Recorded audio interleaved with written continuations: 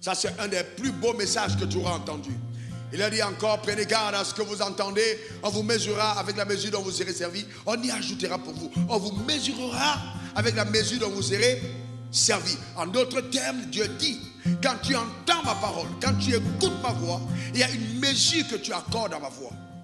Dans la mesure de crédibilité, la mesure de confiance que tu accordes à la parole de Dieu, la mesure de faisabilité que tu accordes à la parole de Dieu. Comment est-ce que tu crois Dieu capable de faire ce qu'il a dit qu'il va faire au travers de toi? Cette mesure va déterminer les décisions que tu prendras. Quand Pierre décide de poser son pas sur les eaux, c'est que sa mesure qu'il accorde à la parole de Dieu qui lui a été accordée est juste une mesure exceptionnelle. Il croit Dieu capable de briser les lois de la poussée d'Archimède pour que sa parole soit honorée. Et là, c'est une mesure extraordinaire.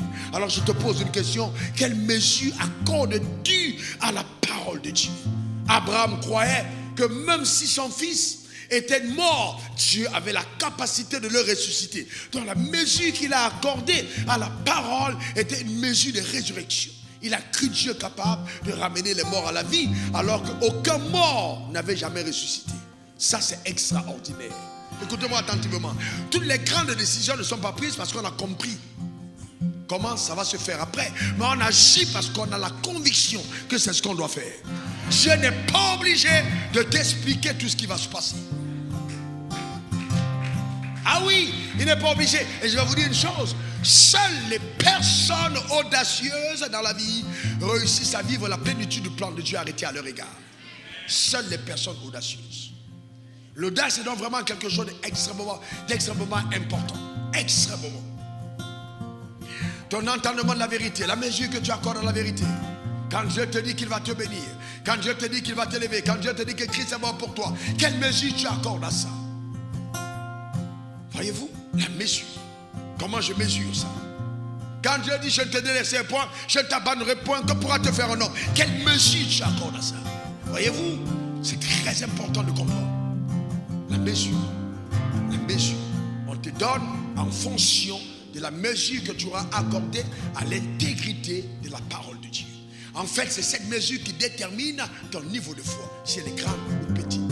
Si elle est faible ou inexistante. C'est la mesure que tu as dans ton cœur. Beaucoup de personnes ne prennent pas de bonnes décisions parce qu'ils ont une très mauvaise mesure de Dieu, premièrement, mais ensuite une mesure de ce que Dieu est capable de faire avec eux ou avec elle. Et ça, c'est fondamental.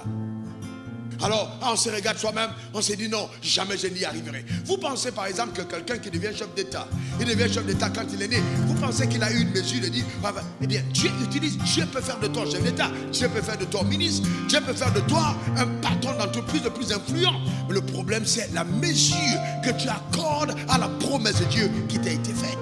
Et donc Dieu dit, on te mesure de la mesure avec laquelle tu t'es servi. Et j'ai vu tellement de personnes avoir une faible mesure en ce qui concerne les rêves de leur destinée. Comme si la vie était un jeu.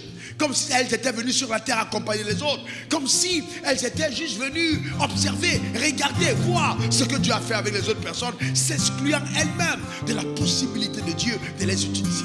Et ça fragilise la capacité de prendre de bonnes décisions. Voyez-vous, Dieu peut et Dieu va t'utiliser. Dieu peut et Dieu va m'utiliser. C'est quelque chose que tu dois te répéter. Cette mesure doit grandir en toi de la manière la plus incroyable. Et donc chaque fois que tu lis la Bible et tu vois Dieu ayant utilisé, ayant pris quelqu'un, l'ayant élevé, tu dois être à même de te référer justement à ces images mentales que Dieu te donne pour te permettre justement de te projeter dans le futur. Et ça, c'est extraordinaire. Amen, c'est extraordinaire. Nous avons une projection future tellement lointaine que tous les croyants sur la terre ne pensent qu'à aller au ciel. Je vais aller au ciel, le ciel est beau et merveilleux. On s'est projeté au ciel que notre projection était tellement lointaine qu'on a oublié les responsabilités terrestres qui nous attendent. Projette-toi aussi sur la terre avant le ciel.